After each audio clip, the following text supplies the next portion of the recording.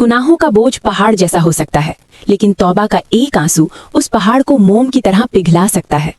ज़यान एक ऐसा आदमी था जिसकी रातों की नींद और दिन का चैन खो चुका था। उसे लगता था कि उसने जिंदगी में इतने गलत रास्ते चुने हैं कि अब वापसी का कोई रास्ता नहीं बचा।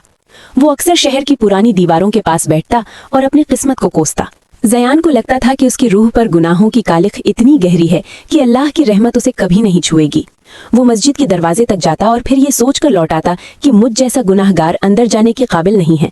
उसे डर था कि उसकी दुआएं आसमान तक पहुंचने से पहले ही दम तोड़ देंगी। एक शाम मस्जिद के बाहर उसे इदरीस मिले। इदरीस एक बुजुर्ग और बेहद शांत मिजाज के इंसान थे।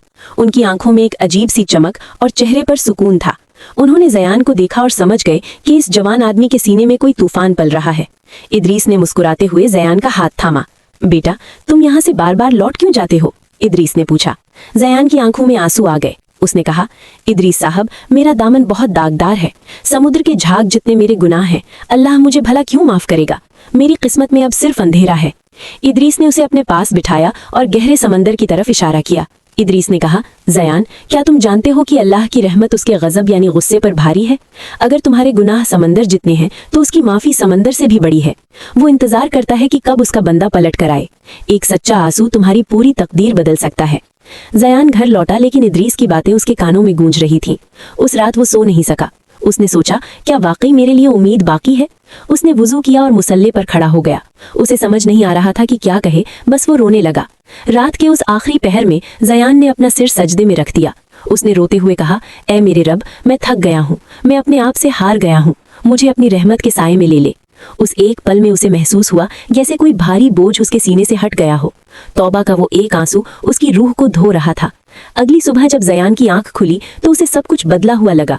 उसे डर नहीं बल्कि एक अजीब सा सुकून महसूस हो रहा था। उसने तय किया कि वो अब अपनी जिंदगी के हर पल को नेकी में गुजारेगा। उसकी किस्मत जो पहले उसे अंधेरी लगती थी, अब अल्लाह की उम्मीद से रोशन हो गई थी। कुरान में अल्लाह कहता है कि कहो, ऐ मेरे बंदो जिन्होंने अपनी जानों पर ज्यादती की है, अल्लाह की रहमत से मायूस ना हो।